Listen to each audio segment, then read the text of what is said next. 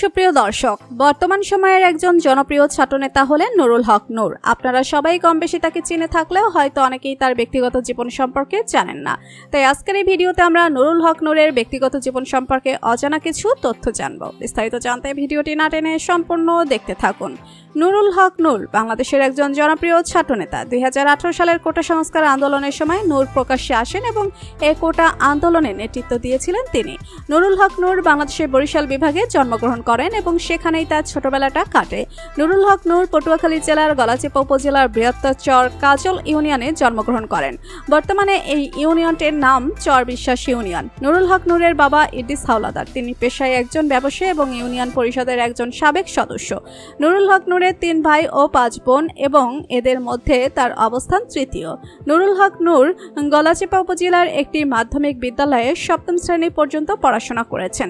এরপর গাজীপুরের কলিয়াকৈর গোলাম নবী মাধ্যমিক বিদ্যালয় থেকে মাধ্যমিক সম্পন্ন করেন। এরপর Uttara model high school and college থেকে উচ্চ শিক্ষা সম্পন্ন করেন।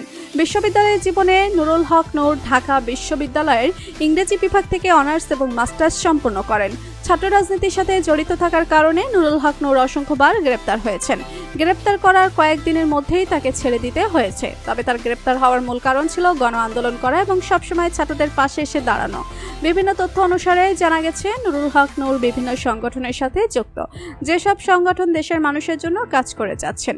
2020 সালে নুরুল হক নূর বাংলাদেশে একটি নতুন রাজনৈতিক দল গঠন করার সাহসিকতা প্রকাশ করেন এবং তিনি দলটির নামও ঘোষণা করে দিয়েছেন।